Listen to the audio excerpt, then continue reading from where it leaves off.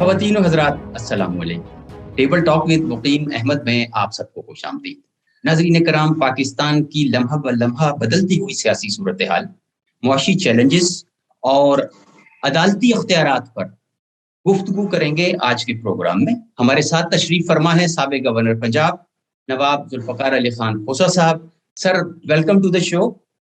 میرا پہلا سوال آپ سے یہ ہے کہ ڈپٹی اسپیکر پنجاب کی رولنگ کے حوالے سے سپریم کورٹ کے فیصلے پر بڑے اعتراضات کیے جا رہے ہیں. آپ اس فیصلے کو کس نظر سے دیکھتے ہیں؟ دیکھیے، وہ جو آئین اور قانون کا پہلو ہے اس کے مطابق تو سپریم کورٹ نے اپنی ججمنٹ دے دی ہے. جو اسپیکر نے وہاں دکھایا ہے وہ ہمیں، کیونکہ میں 10 مرتبہ اس ہاؤس کا ممبر رہا ہوں، الیکٹ ہوا ہوں فضل الرحمان سے. پہلے بھی اس طرح سے ایک اپوزیشن میں کوئی 82 ممبرز ہوا کرتے تھے، ان میں سے 42 نے یونانیمس ایک ڈیسیژن لی. پیچھے رہ گئے صرف 40 جو پارٹی کے وفادار رہے. تو جو 42 ممبرز نے یونانیمس ڈیسیژن لی تھی کہ ہم ان کے ساتھ نہیں رہ سکتے، اور اس وقت کی جو گورنمنٹ ان دی اسمبلی تھی ان کے ساتھ انہوں نے، اور کورٹس نے ان کو اپہولڈ کیا تھا. اس سے یہ ثابت ہوا تب بھی اور آج بھی کہ جو ہاؤس کا لیڈر ہوتا ہے کسی جماعت کا، کسی پولیٹیکل پارٹی کا، ہاؤس کے اندر ڈیسیژنز وہ لیتا ہے. جیسے کہ چودھری شجاعت صاحب کا آخری وقت میں خط دکھایا گیا، ڈپٹی اسپیکر نے وہ خط دکھایا. اس طرح سے اسمبلی نہیں چلتی. اب دیکھیں نا، کوئی بھی ایک امپورٹنٹ ایشو چل رہا ہو اسمبلی کے اندر اور اس پہ ووٹ آ رہی ہو اور 2-3 پارٹیاں ہیں جو اس میں حصہ لے رہی ہوں، تو کیا اس وقت جو پارٹی کی جو لیڈر ہوگا اپنے اپنے گروپ کا، وہ اپنے پریزیڈنٹ سے ٹیلی فون پر پوچھے گا میں نے کیا کرنا ہے؟ یہ اختیار اس گروپ کا، جو پارلیمنٹری پارٹی کا گروپ ہوتا ہے اس کو ہوتا ہے. اور انہوں نے اپنے 10 ممبر تھے، جس میں ایک چودھری پرویز الہی صاحب خود بھی تھے، انہوں نے اپنے میٹنگ میں یونانیمسلی ڈیسائیڈ کیا تھا کہ اس طرح سے ہم ووٹ کریں گے، اور وہ چودھری پرویز الہی صاحب کے حق میں ووٹ. تو انہوں نے بالکل سپریم کورٹ نے بالکل آئین اور قانون کے مطابق یہ ڈیسیژن دی تھی. ڈپٹی اسپیکر نے یہ غلط کیا تھا کہ آخری وقت پہ وہ چودھری شجاعت صاحب کا خط دکھا دیا، انہوں نے کہا کہ ایسے ووٹ کرنے سے اس طرح نہیں ہوتا. نواب صاحب، ایک ڈیولپمنٹ ہوئی ہے کل کہ اسپیکر قومی اسمبلی نے پی ٹی آئی کے 11 اراکین کے استعفے منظور کر لیے ہیں، جبکہ 131 اراکین نے جمع کرائے تھے استعفے. تو یہ سلیکٹیو ریزگنیشن ایکسیپٹ کرنے کی کیا وجہ ہو سکتی ہے آپ کی نظر میں؟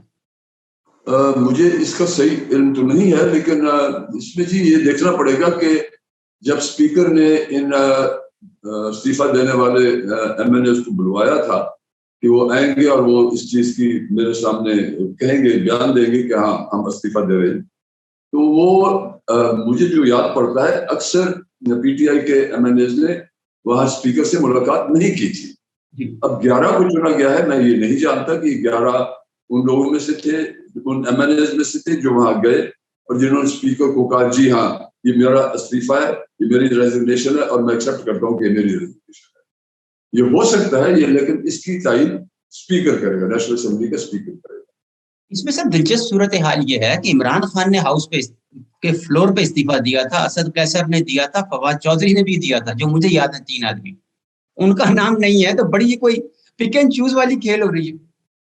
نہیں، اگر انہوں نے زبانی وہاں کہا تھا ہاؤس میں، اب مجھے یاد نہیں ہے، میں نے وہ سیشن دیکھا تو ہوگا غالباً، لیکن مجھے یاد نہیں ہے کہ انہوں نے وہاں ہاؤس میں کھڑے ہو کے یا اپنی سیٹ سے بیٹھے ہوئے انہوں نے زبانی کہا جی آئی ریزائن، لیکن اس زبانی سے ریزائنیشن نہیں ہو جاتی. سابق پرائم منسٹر نے، عمران خان نے غالباً غصے میں آ کے جذباتی بن کے وہاں کیا جو ہوگا میں ریزائن کر رہا ہوں، یا ان کے ساتھیوں نے بھی شاید کہہ دیا ہوگا. لیکن ریزگنیشن صرف زبانی کہنے سے نہیں ہوتی، وہ ریزگنیشن ہر ایم این اے کو یا ایم پی اے کو اسپیکر کے پاس جمع کرانی پڑتی ہے.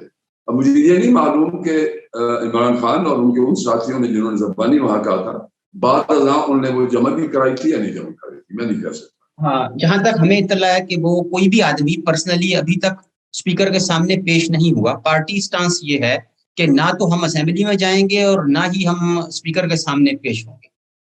تو میں سر بات آگے بڑھاؤں اگر آپ کی اجازت ہو. سر یہ حالیہ ضمنی انتخابات کا نتیجہ بڑا سرپرائزنگ تھا ہم جیسے طالب علموں کے لیے، اور ماشاءاللہ آپ کے صاحبزادے بڑی 2 گنا لیڈ سے جیتے، حالانکہ پچھلی مرتبہ وہ سیٹ نہیں لے سکے تھے. یہ اس مرتبہ کیا ہو گیا سر؟ دیکھیے میں نے یہاں ایک لوکل انٹرویو دیا تھا جب جنرل الیکشن 2018 ہوا تھا.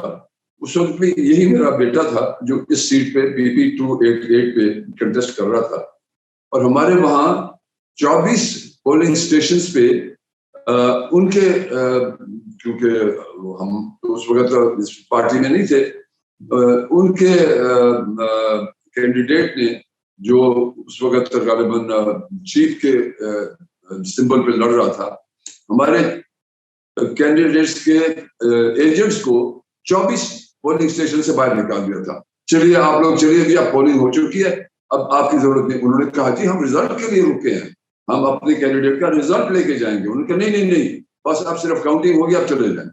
اور ایک پولنگ اسٹیشن پہ کہیں وہ 2100 ووٹ سے جیت رہے ہیں، کہیں 1800 ووٹ سے جیت رہے ہیں. یہ ایک پولنگ اسٹیشن پہ اس طرح نہیں ہوتا. اصل اب پتہ چل گیا ہے، حکومت انہیں کی تھی، ہم اپوزیشن میں بیٹھ کے لڑ رہے تھے. میرا بیٹا اپوزیشن کا کینڈیڈیٹ ہو کے لڑ رہا تھا، اور آپ نے دیکھا کہ جو پبلک ٹرن آؤٹ تھی وہ بھی انپریسیڈنٹڈ تھی. 53% ٹرن آؤٹ کبھی ہوئی نہیں ہے بائی الیکشن میں، اور وہ 26,000 ووٹ کی لیڈ سے جیتا ہے میرا بیٹا. یہ ثابت ہو گیا کہ انہوں نے جو اس وقت حربہ استعمال کیا تھا کہ 24 پولنگ اسٹیشن سے ہمارے ایجنٹس کو نکال دیا تھا. اب اس دفعہ ہمارے وکلاء اور ہمارے ایجنٹس جو تھے وہ ڈٹے رہے، اور کہیں بھی ان کو لیڈ نہیں ملی. اتنا 2000 کی 2100 کی لیڈ ملنا تو بہت بڑی بات ہوتی ہے. کہیں لیڈ ملی نہیں، اگر ملی ہے تو کہیں 200 کی، کہیں 100 کی، کہیں 30 ووٹ کی، اس طرح سے لیڈ ملی ہے جن پولنگ اسٹیشن پہ اگر وہ جیتے ہیں ہمارے سے. ورنہ بفضل اللہ ہم تقریباً ہر پولنگ اسٹیشن میں ہم سے جیتے. نواب صاحب، غیر ملکی قرضہ اس وقت جو ہے کوئی 126 ارب ڈالر کی سطح پر پہنچ گیا پاکستان پر. ڈالر 245 روپے کی تاریخی سطح پر ہے آج. سونے کی قیمت میں کل ایک ہی دن میں 10,500 روپے کا اضافہ ہوا. اوپر سے نیپرا نے بجلی کی قیمت میں 9 روپے 99 پیسے فی یونٹ بڑھا دی. دوسری جانب دیکھیں تو IMF سے مذاکرات کا اونٹ کسی کروٹ نہیں بیٹھ رہا. دوست ممالک سے امداد کے دعوے بھی نتیجہ خیز ثابت نہیں ہوئے. اب آپ کی نظر میں حکومت کیا کرے کہ جو ایسے اقدامات ہوں کہ جو بارآور ثابت ہو سکتے ہوں؟ دیکھیے یہ تو ابھی تک تو یہ ثابت ہوا ہے کہ جو بھی ان کی پالیسی تھی جب سے انہوں نے ٹیک اوور کیا ہے، حکومت میں آئے ہیں، موجودہ جو کولیشن ہے PDM کی، ان سے کوئی ایسا قدم نہیں اٹھایا جا رہا جس سے یہ اس قسم کے بحران کو روک سکیں. جیسے کہ ڈالر چڑھتا جا رہا ہے اور روپیہ گرتا جا رہا ہے، اس کو روک سکیں. اس وقت تک وہ ایسا کوئی قدم نہیں اٹھا سکے.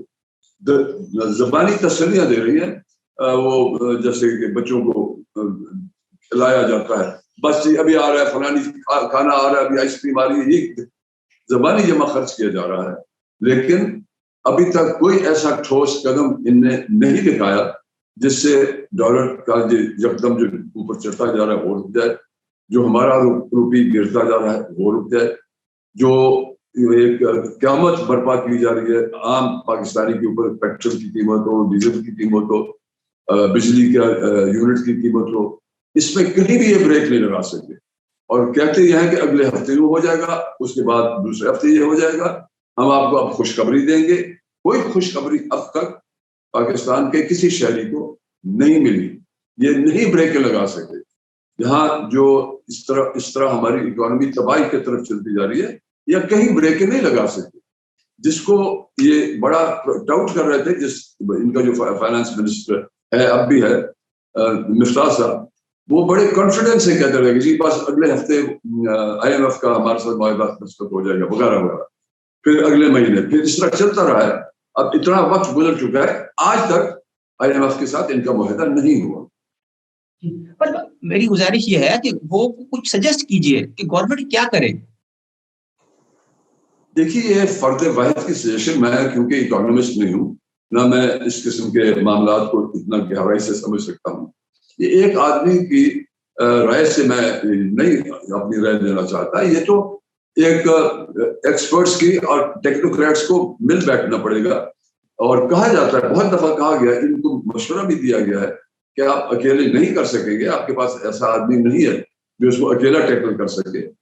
یہاں عمران خان نے اور جو اس وقت اپوزیشن والی کہلاتے ہیں انہوں نے یہ کہا ہے کہ ہم اس کو اس طرح سے نہیں حل کریں گے، ہم ٹیکنوکریٹس کو، ایکسپرٹس کو، ماہرین کو بیچ میں لائیں گے جو اس کا حل تلاش کر کے قوم کے سامنے لائیں گے. تو میں فرد واحد ایسی ضرورت نہیں کروں گا کہ یہ کرنا چاہیے وہ کرنا چاہیے. نواز صاحب، ایک بڑا المیہ گزر رہا ہے اس وقت پاکستان پہ کہ ملک بھر میں طوفانی بارشوں اور سیلاب کی وجہ سے کل اور آج میں مزید 22 افراد کی ہلاکت کی اطلاع ہے، اور جو کل اموات ہیں وہ 356 سے بھی کراس کر گئی. بلوچستان میں 6000 سے زائد مکان تباہ ہو گئے ہیں، 450 سے زائد افراد جو ہیں وہ سیلابی ریلے میں پھنسے ہوئے ہیں. آپ کے علاقے میں بھی بہت نقصان ہوا ہے. اب کیا آپ حکومتی اقدامات سے مطمئن ہیں؟ یہ جی آپ نے بالکل صحیح کہا ہے، درست کہا ہے.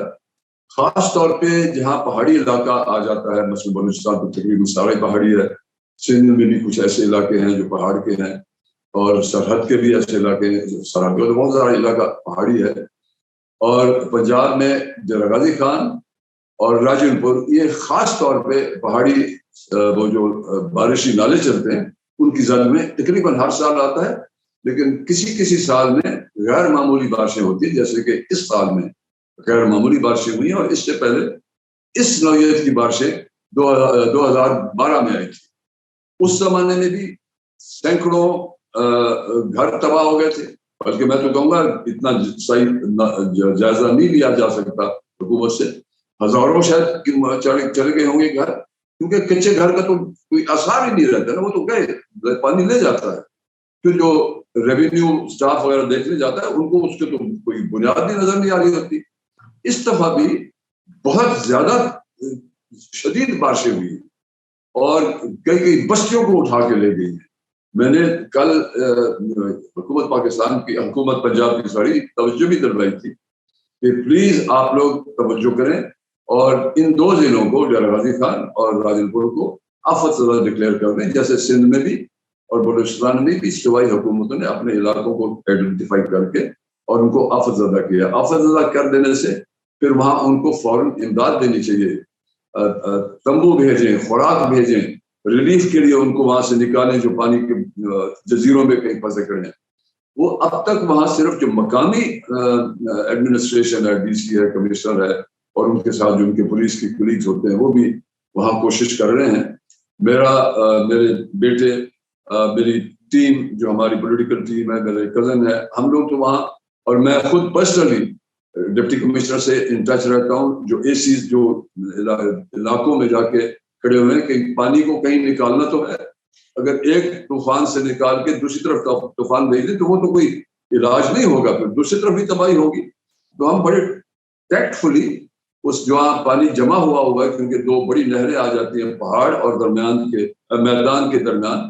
ایک بلوچستان کی جو کچی کنال ہے، بہت بڑی کنال ہے، اس کے بینک اتنے اونچے ہیں کہ 20-20 فٹ اونچے بینک ہیں، اور پیچھے اس کے ایک سمندر سے پانی جمع ہو جاتا ہے، اس سے نکلتا ہے تو آگے ڈیچی خان کنال آ جاتی ہے. یہ راجن پور تک وہی سسٹم چل رہا ہے، کچی کنال کا بھی اور ڈیچی خان کنال کا بھی. تو وہ جو پیچھے سیلاب بنا ہوا ہے ان کنالز کے اوپر، ان کنالز کی غربی سائڈ پہ، اس کو ایسے نکالنا ہے اس فلڈڈ ایریا سے کہ نیچے کی تباہی نہ ہو. تو یہ بڑے ٹیکٹ فلی ہم کر رہے ہیں اس کو، اور جو مقامی ہمارے افسران ہیں، ڈی سی ہے، اس کے ساتھ اور جو ریونیو اسٹاف ہے، بڑا کوآپریٹ کر رہے ہیں. لوگوں کو بھی ہم کانفیڈنس میں لیتے ہیں، کیونکہ ان کے ساتھ ان کی تو لیزون نہیں ہو سکتی، تو ہمارے ساتھ ہی لوگ جو بیچارے متاثر ہیں، جن پہ آگے خطرہ پڑ رہا ہے کہ اگر ادھر سے پانی چھوڑیں گے تو ہماری طرف آ جائے گا، تو ان کو بھی ہم کانفیڈنس میں لے رہے ہیں. ان کے ساتھ ہماری گفت و شنید متواتر چل رہی ہے کہ دیکھیے پانی تو نکالنا ہے، لیکن ہم ایسے نکالیں گے کہ آپ کا سیلاب کی طرح سے نہیں آئے گا، بہہ جائے گا، اور پھر وہ کہیں نالے میں کسی نہر کو بند کر کے نہر میں ہم اس کو نکال دیں گے تاکہ نقصان نہ ہو زیادہ سے زیادہ. اب یہی ہو سکتا ہے، اتنی بڑی شدید قسم کی بارش میں کسی کو ہم یہ نہیں کہہ سکتے خبردار کچھ نہیں کیا ہوگا نہیں، یہ نہیں، جھوٹ نہیں ہے. ان کو ہم بڑے اطمینان سے ان کے پانی کو گزارنے کی کوشش کریں. نواز صاحب، حکومت جو ہے وہ چیف جسٹس کے اور عدلیہ کے اختیارات کو محدود کرنے کی بات کر رہی ہے. کل قومی اسمبلی میں بڑی گرما گرم تقاریر ہوئیں اور باقاعدہ جملے کسے گئے اور بڑی زبردست قسم کی تنقید ہوئی نام لے لے کے. اب یہ جو ہے کہ کیا یہ نتیجہ خیز ثابت ہوگا اور اس کے کیا اثرات ہو سکتے ہیں اگر یہ اختیارات محدود کر دیے گئے؟ دیکھیے ان کی جو پی ڈی ایم کی لیڈرشپ ہے 9 پارٹیز ہیں یا 10 پارٹیز ہیں جو اس اتحاد میں آئے ہوئے ہیں, ان سب کا جو لیڈر ہے وہ پاکستان میں نہیں بیٹھا ہوا, وہ پاکستان سے باہر بیٹھا ہوا جہاں بھی ہے. وہ سب سارا ملک جانتا ہے. یہ وہاں سے بھی اب بیان آ رہے ہیں اب حکومت کرنی ہے اور دبا کے کرنی ہے. اب دبا کے کرنے سے کیا میرا مراد ہے میں نہیں سمجھ سکتا. بڑی تھن میجورٹی ہے اس موجودہ الائنس کی, اور وہ الائنس بھی آپس میں کسی ایک ایشو پہ متفق نہیں ہے. کئی ایسے ایشوز ہیں کہ ایک فریق یہ کہہ رہا ہے اور دوسرا فریق وہ کہہ رہا ہے. مثلا میں نے نام نہیں لوں گا, ان کے ایک اہم فریق نے یہ کہا ہے کہ ہمیں فوراً الیکشن کا اعلان کرنا چاہیے اور وہ اہم رکن ہے اس الائنس کا. دوسرے کہتے ہیں نہیں جی ہم حکومت پوری کریں گے. اب یہ ہمیں نہیں پتا کہ کس کی مشورہ دیا جائے گا, کیونکہ ایک بڑا اہم جو لیڈر ہے کسی ایک جماعت کا وہ کہہ رہا ہے, بارہا اس نے کہا ہے کہ ہمیں فوراً الیکشن کے لیے چلا جانا چاہیے. اور اپوزیشن والے عمران خان اور ان کے جو الائنس ہیں وہ بھی کہہ رہے ہیں الیکشن دی اونلی آنسر. اس طرح سے حکومت اگر اس طرح چلتی رہی جیسے آج چل رہی ہے اس میں ڈالر اور بڑھے گا, ہماری قیمت اور گرے گی, اور حالات جو ہیں نہ بجلی پہ کنٹرول ہے, نہ ڈیزل اور پیٹرول کے قیمتوں پہ کنٹرول ہے, نہ مہنگائی کو کنٹرول کر کے اس کو روکا جا سکتا ہے. آپ دیکھ رہے ہیں کہ روٹی کتنی مہنگی ہو گئی ہے, سبزی ترکاری جو عام غریب آدمی بھی کھاتا ہے, جو پیاز وغیرہ ہے, ہر چیز کی قیمت دگنی چوگنی چلتی جا رہی ہے اور ان کے پاس کوئی علاج نہیں ہے. تو میں تو یہ سمجھتا ہوں کہ اگر اس طرح کی صورتحال ہے آپ نہیں کنٹرول کر سکتے تو آپ جو آپ کا لیڈر باہر بیٹھا ہے اس کو سمجھائیں آپ کہ ہمیں الیکشن کے لیے جانا چاہیے. الیکشن ہی جب آپ کی ایک مضبوط حکومت بنے گی, چاہے وہ ایک پارٹی کی ہو یا الائنس کی ہو, جب تک اس کو مضبوطی نہیں ملے گی اسمبلی میں, وہ ان معاملات کا خاص طور پہ جو فورن بینکس کے ساتھ ہمارے لونز وغیرہ کا ہے اور جو ہماری امپورٹ ایکسپورٹ کی سچویشن ہے, بہت خطرناک حالت تک ہم اس وقت پھنسے ہوئے ہیں. تو یہ ان کا مجھے نہیں سمجھ آتی. ان کے اندر بھی ایک گروپ ہے اور ان میں مضبوط لیڈرز بھی ہیں جو مختلف جماعتوں کے ہیں, وہ چاہ رہے ہیں کہ الیکشن کا اعلان کر دیا جائے اور فوراً نیشنل لیول پہ الیکشن ہو جانی چاہیے. ڈاکٹر صاحب کل سے تو اکتوبر کی تاریخیں گردش کر رہی ہیں کہ وہ صرف یہ ہلکے بتا رہے ہیں کہ جی سوائے مولانا فضل الرحمان کے سب ایگریڈ ہیں. اب پتہ نہیں مطلب کیا اطلاعات ہیں آپ کے پاس؟ جی میں تو کہہ رہا ہوں, میں نام کسی کا نہیں لے رہا, یہ ان میں اختلافات رائے ہیں.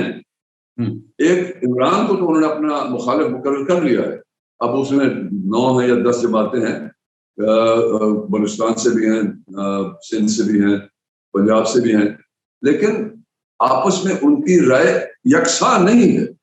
کہیں وہ اپنی جو ان کی ہمیں پارٹی کانفرنسز دکھائی گئی ہیں اور جو میڈیا نے کور کیا ان کی کانفرنسز کی کچھ تقریروں کو, وہاں ان کے اختلافات نظر آ جاتے ہیں, لیکن وہ باہر اس چیز کو فی الحال نہیں اچھال رہے.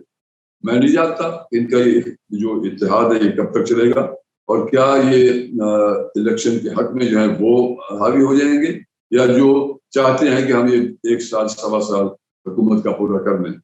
اگر ان کی موجودہ کارروائی کو دیکھا جائے 3.5 مہینے یا 4.5 مہینے ان کو ہو گئے ہیں حکومت کی کرتے ہوئے, انہوں نے کہیں بھی کسی شعبے میں بھی کوئی معمولی سی بھی رکاوٹ نہیں دکھائی. جو موجودہ حالات بگڑتے جا رہے ہیں ان کو ہم نے کس طرح سے کنٹرول کیا ابھی تک تو نہیں. لیکن ایک اور کوشچن جو ہے وہ بار بار ذہن میں آتا ہے کہ جب صورتحال یہی ہے جو اور اکانومی کی صورتحال بھی جوں کی توں ہے, تو اگر الیکشن بھی ہو گئے اور کسی پارٹی کو 2/3 میجورٹی نہ ملی تو پھر کیا ہوگا؟ 46 ارب روپے کا خرچہ اگلے الیکشن کا ایسٹیمیٹ الیکشن کمیشن نے دیا ہے, یعنی وہ غریب کو مطلب مزید درے پڑیں گے. ابھی دیکھیے کل کو کیا ہوتا ہے الیکشن کے نتیجے میں کہ کیا کسی پارٹی کو یا کسی الائنس کو ایک کلیئر کٹ میجورٹی مل جاتی ہے, ایک کمفرٹیبل میجورٹی مل جاتی ہے جس پہ وہ جم کے اور وہ کوئی اقدام کریں گے. یہ تو اللہ بہتر جانتا ہے, نہ آپ کہہ سکتے ہیں نہ میں کہہ سکتا ہوں. لیکن کچھ اشارتاً جو اس وقت مل رہا ہے, آپ دیکھ رہے ہیں کہ عام آدمی موجودہ پی ڈی ایم کے اتحاد کے خلاف کھل کے باتیں کر رہے ہیں. عام آدمی, street man in the street, man in the villages. دیکھیے کاشتکار کے لیے کیا حالت ہے. کھاد 5,000 کچھ 100 روپے پہ تھی, وہ 12,000 پہ چلی گئی ہے.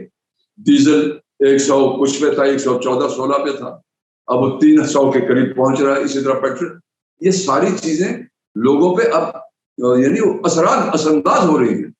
سبزی ترکاری وغیرہ وغیرہ کہاں سے کہاں پہنچ گئی. اور اب جو فلڈز آ رہے ہیں اس میں انہوں نے کیا حکومت, جہاں کی حکومت ہے, کیا کر رہے ہیں وہاں کچھ نہیں ہے. اس سے ایک آپ کو انڈیکیشن ملتی ہے کہ لوگ کتنا مایوس ہیں موجودہ سسٹم پہ. اور آپ دیکھیے نا, سرحد میں ان کی حکومت نہیں ہے. پنجاب میں اب 3-4 دن ہوئے حکومت بدلی ہے, اب تک انہی کی حکومت تھی. بلوچستان میں ان کا ہے ہی نہیں, حکومت کے ساتھ ان کا کوئی تعلق ہی نہیں ہے. سندھ میں PPP کی حکومت ہے جو ان کا ایک میجر ایلائز میں سے ہے. لیکن کہاں کوئی ایسی پروگرس دکھتی ہے کہ انہوں نے کوئی کنٹرول کر لیا؟ نہیں. تو لوگ اسی پہ اپنی رائے بنائیں گے. آج الیکشن ہو جائے, 3 مہینے بعد ہو, جب بھی ہو, یہ ان کے بس کی بات نہیں ہے کہ ان حالات سے نکل سکیں گے اتنا جلدی. اسی لیے یہ چاہ رہے ہیں کہ ہم کچھ ٹائم دے لیں, 1 سال مل جائے ہمیں, 1.25 سال مل جائے ہمیں, کہ شاید ہم ان بحرانوں سے نکل سکیں گے.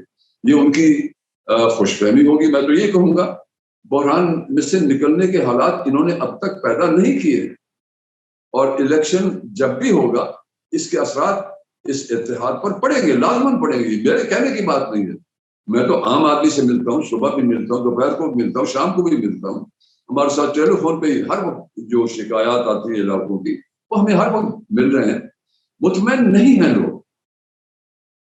صاحب کچھ لوگ PMLN کے وہ یہ کہہ رہے ہیں کہ اگر تو نواز شریف صاحب جلد یا بدیر ہونے والے عام انتخابات میں آ جائیں تو پانسا پلٹ سکتا ہے. آپ کا وجدان کیا کہتا ہے؟ دیکھیے وہاں بیٹھے, جہاں بھی وہ بیٹھے ہوئے جن کا آپ نام لے رہے ہیں ان کی قائد ہیں, وہاں سے ہی ساری ڈیسیجن چلتی ہے. کینڈیڈیٹس کا نام وہاں سے اپروو ہوتا ہے, چاہے نیشنل اسمبلی کا ہو یا صوبے کے, وہیں سے ساری اپروول ہوتی ہے. اب جب باپ کو پرائم منسٹر بنا دیا گیا اور بیٹے کو chief minister of the biggest province Punjab جو ہاف آف پاکستان ہے, یہ فیصلہ یہاں نہیں ہوا, یہ وہیں سے ہوا ہے. اس پنجاب کے چیف منسٹر کو جن کو چنا گیا ان میں کیا یہ اہلیت تھی, ان کا کوئی تجربہ تھا کہ ان مشکل حالات میں سب سے بڑے صوبے کو وہ نکال کے لے جائیں گے؟ یہ ان کے فیصلے ہیں. یہ پنجاب کے, لاہور کے, ملتان کے, راولپنڈی کے فیصلے نہیں ہیں. یہ ایک ایک سیٹ وہاں سے اپروو ہوتی ہے. آپ نے دیکھ لیا کہ یہ بڑا عجیب فیصلہ تھا کہ پرائم منسٹر تو آپ نے اپنے بیٹے بھائی کو بنا دیا. اب کہیں بھی آپ کو اتنے بڑے صوبے میں کوئی ایسا, جہاں آپ کے پاس 180-87 ایسے کچھ فگر بتاتے تھے, یہ کوئی ایسا آدمی نہیں ملا جس کا تجربہ بھی ہو, جس کی اہلیت بھی ہو, ذہانت بھی ہو, اور کچھ حالات سے واقفیت بھی ہو. اس کو آپ نامینیٹ کر دیتے. آپ ہی کی پارٹی کا ہوگا نا وہ. یہاں تو اور کوئی الائنس وغیرہ تو نہیں, یہاں JUI کا یا فلانے کا تو کوئی اتنا اثر نہیں تھا. یہاں نون کا ہی سارا اثرات تھے. وہ ایک ہی آدمی کو چن لیتے, باپ پرائم منسٹر, بیٹا چیف منسٹر, سب سے بڑے صوبے کا. اب وہ کیا کر رہا, جتنا عرصہ اس کو دیا گیا ہے, مجھے تو سامنے نظر نہیں آتا. اب سیلاب میں بھی چیف منسٹر اس وقت ہولڈ تو وہی کر رہے تھے نا, یہ پرسو ہی چیف منسٹر بدل گیا ہے نا, یہ چودھری پرویز الہیہ بنے. سیلاب تو کئی 1.5 ہفتے سے چل رہے ہیں, کچھ بھی نہیں ہوا. میں ایز اے آرڈنری سٹیزن میں زیادہ جانتا ہوں راجن پور اور ڈیرہ غازی خان اور جو نزدیک والے علاقے ہیں, بہت سارے علاقوں میں اس قسم کی جانی آئی ہے, ان کو تو پتہ بھی نہیں. یہ تو میں بڑے حیرت سے کہنا پڑتا ہے, کبھی IG بدلا جا رہا ہے, کبھی چیف سیکرٹری بدلا جا رہا ہے. IG اور چیف سیکرٹری تو ایسے بنا دیے گئے جس طرح پٹواری بھی نہیں بدلا جاتا. اور یہ گریڈ 21 کے آفیسرز ہوتے ہیں, بڑے سینئر آفیسرز ہوتے ہیں. اگر ان کی کوئی پرسنل چوائسز وغیرہ ہیں تو ایک IG نے خود اپنا ٹرانسفر کروا لیا تھا. وہ آپ نے بھی سنا, سارے ملک نے سنا. IG نے کہا میں یہاں نہیں رہنا چاہتا, تو ٹھیک ہے وہ چلے گئے. यहाँ तो कोई कंट्रोल दिखता नहीं है। और इस तरह से इलेक्शन नहीं जीते जाते, इस तरह से लोगों के दिलों को नहीं जीता जा सकता। आज मैं एक चैनल पे देख रहा था कि वो डेरा गाजी खान के एक एमएनए के हल्के में उतरे हुए थे और वहां वो कूड़ा क्रिकेट, डेरा गाजी खान शहर मेरा शहर है, कूड़ा क्रिकेट वगैरह देख रहे थे। चैनल मैं उसका नाम नहीं लेना चाहता। उन्होंने पूछा कि आपके एमएनए या एमपीए पिछली दफा कब आपके पास आए थे यहाँ? किसी ने तो कहा तो आए नहीं है, इलेक्शन के बाद से अब तक आए भी नहीं है। कहीं किसी ने कहा कि जी कुछ 6 महीने 7 महीने हो गए हैं, तो ये पूरा क्रिकेट वगैरह इसका कि हम पीट पीट के थक गए। नहीं, तो ये चीजें लोग नहीं भूलते, ये असरात आइंदा आने हैं। और अब देख लीजिए क्या कर रहे हैं, बाप प्राइम मिनिस्टर, बेटा चीफ मिनिस्टर, छोटे सूबे का नहीं, जो more than half of population Pakistan की, उसका तो चीफ मिनिस्टर यही है।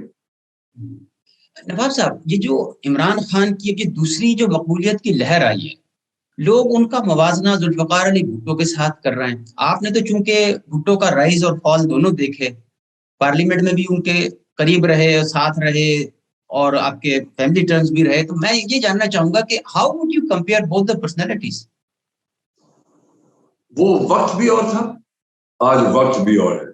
वो शख्सियत भी और थी, ये शख्सियत भी और है। इनमें कुछ वो क्वालिटीज देख रहे हैं, ये बड़ी दलेरी से बात करते हैं, और कहीं कहीं जो इनको एक लेबल मिल गया था जिसपे वो अपना दिफा भी करते रहे, यू टर्न वगैरह वगैरह, उनका और ये इस दौर का क्राउड भी मुख्तलिफ था, लोग मुख्तलिफ थे, दौर मुख्तलिफ था। जो मैं ये जुर्रत नहीं करूंगा, जसारत नहीं करूंगा कि उस दौर को इस दौर के साथ मीडिया देखें कहां से कहां पहुंच गया, रसाई लोगों की कहां से कहां तक पहुंच गई है। ये उस दौर में उस लीडर को ये सहूलियात मुयस्सर नहीं थी। इनको आज के दौर में अप्रोच करना, अब जलसे में आप देख रहे हैं कि यहाँ बहुत बड़े बड़े जलसे होते हैं। उस जमाने में इतनी मोबिलिटी, लोगों में इतनी जसारत वगैरह वगैरह नहीं हुआ करती थी। That was a genuine change in the public. एक आदमी ने आंखें खोल दी थी तमाम की। अब मीडिया थोड़ा काम कर रहा है, एक लीडर बोल रहा है और मीडिया ने 20 चैनल है, मुझे तो तादाद का भी पता नहीं, आखिरी छोटे छोटे गांव तक वो आवाजें पहुंच रही हैं। तो don't compare these two regimes. वो फर्द वाहिद निकला था और उसको ये कोई लेबल नहीं लगाता था कि ये एस्टेब्लिशमेंट का आदमी है, फलाने का आदमी है। यहाँ तो हर किस्म की बातें हो रही हैं और कुछ मौके के मुताबिक कुछ वो बातें साबित भी हो रही हैं। अल्लाह जाने क्या हो रहा था पीछे, क्या नहीं हो रहा था, मैं इस पर कोई कमेंट नहीं देना चाहता। लेकिन जो इनको सहूलियात मैसर हैं, वो उस लीडर को उस दौर में 1968 में 70 में ये हालात उनको मैसर नहीं थे, ये सहूलियात उनको मैसर नहीं थे। So you can't compare these two periods in the Pakistan politics. Sir, Punjab की ताजा ये जो सूरत हाल चली आ रही है और जो सेटबैक भी हुआ पीटीआई को, अभी दोबारा वो उसको एस्टेब्लिश करने की कोशिश कर रहे हैं। कहा यह जाता है कि इमरान खान की सबसे बड़ी गलती उस्मान बुज़दार को चीफ मिनिस्टर बनाना था। किसी स्ट्रॉन्ग या पावरफुल आदमी को बनाया होता तो ये हालात ना होते। देखिए, ये मैं तो यही कहूंगा कि जो भी लीडर पंजाब में कोई फैसला करता है उसको बहुत मुहतात होना पड़ेगा। पंजाब में जो लीडरशिप आप पीछे देख रहे हैं, उनका कोई ना कोई पस मंजर हमेशा होता है, चाहे चौधरी फैमिली आई है, चाहे शरीफ फैमिली आई है, उससे पहले पीपल्स पार्टी की क़यादत आती रही है। उनकी पस मंजर, उनके बैकग्राउंड, उनके तजुर्बात, उनके अहलियत और काबिलियत वो नजर आती थी। उन्होंने साबित भी किया है, जब वो चले हैं उन्होंने साबित भी किया है। इस शख्स को जब चुना गया था, ये फर्स्ट टर्म पहली दफा इलेक्ट हुआ असेंबली में, इससे पहले वो कभी असेंबली में नहीं आए। और क्या वजह थी, जब इमरान खान बात करते थे उनकी अहलियत की यही बात की थी, मैंने जो सुना था, ये देखें इतने गरीब हैं ये कि इनके इलाके में बिजली नहीं, तो बिजली नहीं है तो उन हुकूमतों की नाअहली तो होगी, लेकिन जो वहां रहने वाले हैं, उनके वालिद एमपी रहे हैं, उनके दादा एमपी रहे हैं, वो भी तो बिजली नहीं ले जा सके। मैं किसी पे कंडेम नहीं करना चाहता, लेकिन ये लोगों ने अपनी जबान से कहा है कि इन्होंने हमारे लिए क्या किया। میں نہیں کہہ رہا, ہم نے تو اپنے حلقے میں جہاں اللہ تعالیٰ نے ہمیں کامیابی عطا کی, ہم نے تو کالجز لے گئے, یونیورسٹیز لے گئے, میڈیکل کالجز لے گئے وغیرہ وغیرہ, ہیلتھ کی فیسلٹیز لے گئے. وہاں ایسی چیز کوئی نہیں گئی کسی علاقے میں, راجی خان کو چھوڑ دیں, کسی علاقے میں نہیں گئی. اور پھر جب عمران خان بات کرتے ہیں, یہ انہوں نے بڑے مشکل دور میں ہمارا ساتھ دیا. میں نہیں کہہ سکتا کہ کیا کس وجہ سے وہ یہ کہہ رہے ہیں. ہاں وہ چیف منسٹر تو رہے ہیں, مشکل دور تھا تو وہ تو رہے ہیں چیف منسٹر. تو آگے کیا ہوا ہے وہ نہ انہوں نے کچھ کہا نہ میں کچھ کہہ سکتا. نواب صاحب, اگر یہی کرائیٹیریا تھا تو میں اپنے گھر کی بجلی خود کٹوا دیتا اگر مجھے وزیر اعلیٰ بناتے تو. دیکھیے یہ ایک پہاڑی علاقہ ہے, جو یہ بلدار ٹرائب, میرا جو قبیلہ ہے کھوسا قبیلہ کے بالکل ملک کا ہے, یہ ہمارے نیبرز ہیں. اور وہاں سڑکیں بھی پکی جا چکی ہیں, بجلی بھی وہاں پکی جا چکی ہے. اور یہ جو ایک مثال وہ دے رہے تھے پرائم منسٹر وقت کہ جی دیکھیں کتنے غریب ہیں کہ ان کے تو بجلی بھی نہیں ہے. تو بے شمار ایسے علاقے جہاں بجلی نہیں, ان میں سے کسی کو اٹھا کے تو پرائم منسٹر تو نہیں بنایا جا سکتا, یہ کسی کو چیف منسٹر. یہ کوئی کوالیفیکیشن نہیں ہے.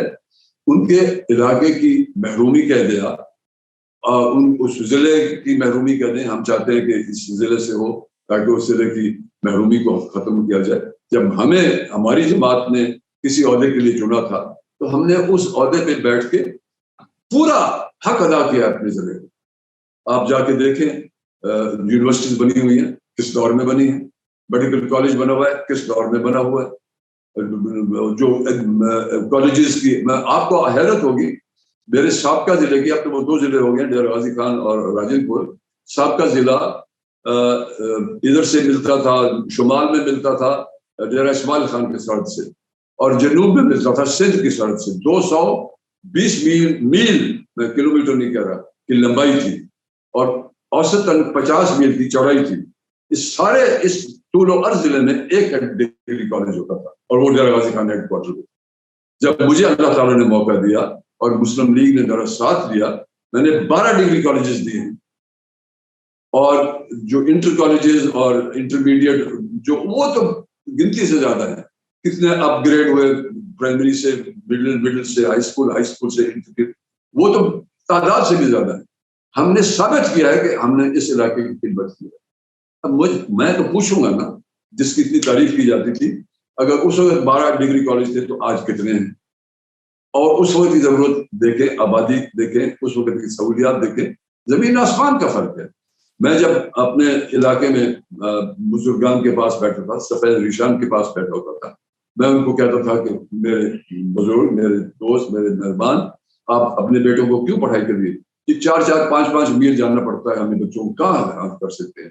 جب میں بیٹیوں کی بات کرتا تھا وہ کہتے توبہ کریں جی, ہم 5 میل دور دے رہے اپنی بیٹیوں. میں نے گھر گھر یہ پرائمری اسکولز اور مڈل اسکولز پہنچائے ہیں. یہ کریں, ہم ان کو سلام کریں گے. بہت شکریہ سر, تھینک یو ویری مچ. خواتین و حضرات, میں شکر گزار ہوں سابق گورنر پنجاب نواب ذوالفقار علی خان کھوسا صاحب کا. انہوں نے وقت نکالا, ہمارے پروگرام میں تشریف لائے. تشنگی باقی ہے, اللہ نے کرم کیا تو پھر کسی وقت ان سے تفصیلی گفتگو کریں گے. Sir thank you very much for joining us. خواتین و حضرات, یہ تھا آج کا پروگرام, اور مقیم احمد کو اجازت دیجیے. تب تک اللہ حافظ.